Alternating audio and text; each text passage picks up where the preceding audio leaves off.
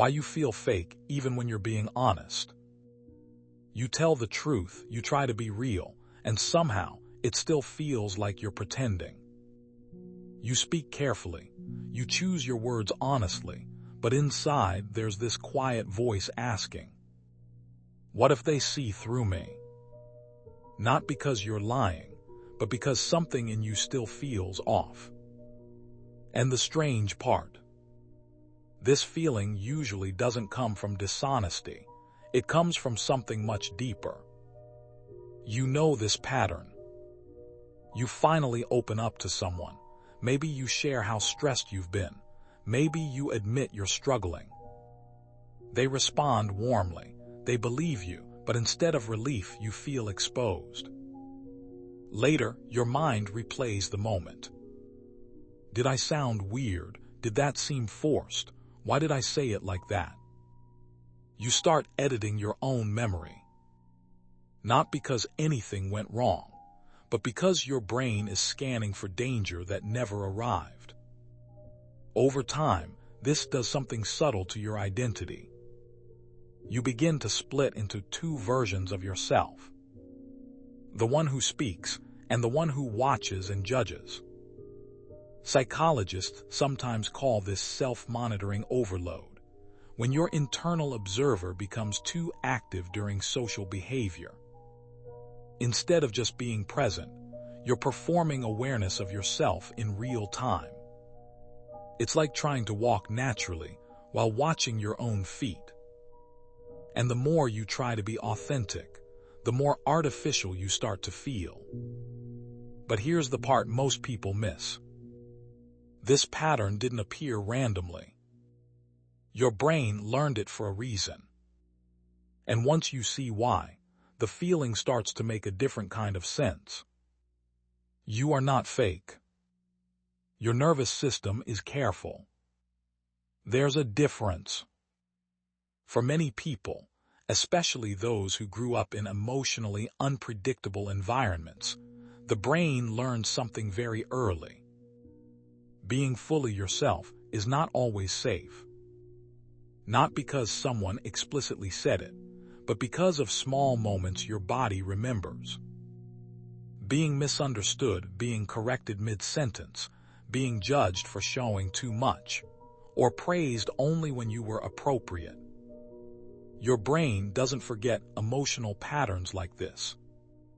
From a behavioral psychology perspective, the mind is constantly running one quiet question.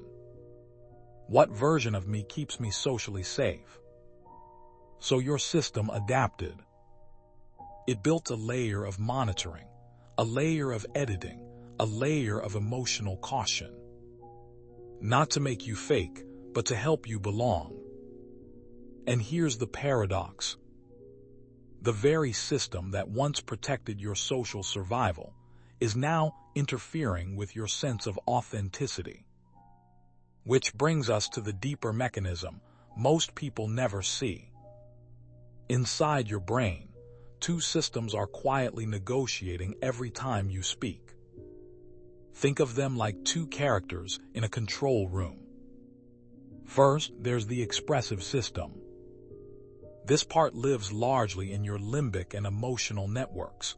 It generates your natural reactions, feelings, and impulses. It's fast, it's honest, it doesn't overthink. Then there's the self-monitoring system, heavily involving the prefrontal cortex. This system watches, evaluates, predicts social consequences. In healthy balance, these two systems cooperate smoothly. But when your brain has learned that social mistakes are costly, the monitoring system becomes hyperactive. Here's the mental model. Your brain installed a security camera inside your own personality. At first, this was useful. It helped you read the room, avoid conflict, stay socially acceptable. But over time, something subtle happened.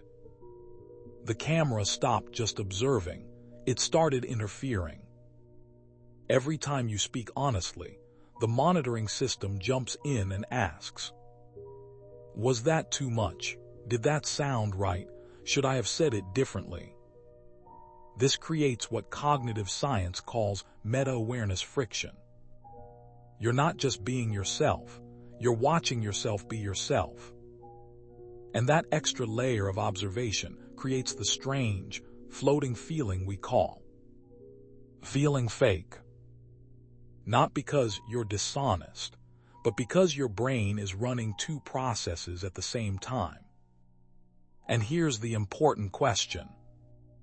If this pattern is automatic, how do you gently retrain it? This isn't about forcing confidence. It's about reducing internal friction. Here are 4 psychologically grounded ways to begin. Step 1. Lower the internal camera. What to do?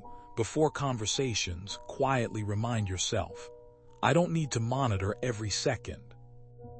It sounds simple, but it matters. Why it works: brain mechanism. Research on attentional control shows that consciously redirecting attention reduces prefrontal overactivation. You are essentially telling the monitoring system to loosen its grip. Real-life example.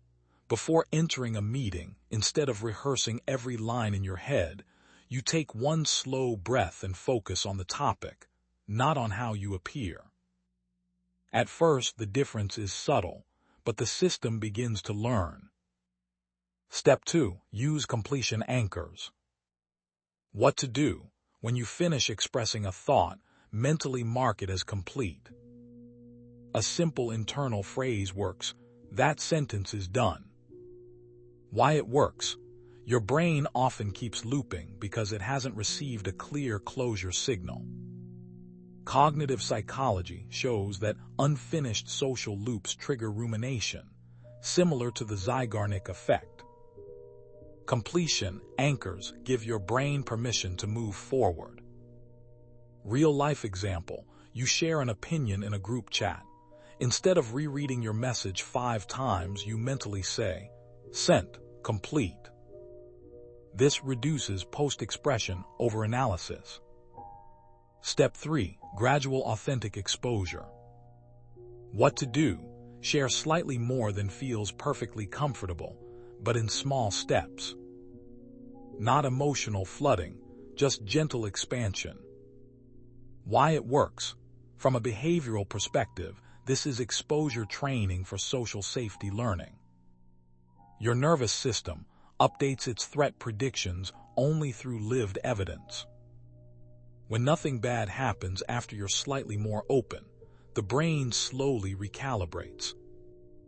Real-life example.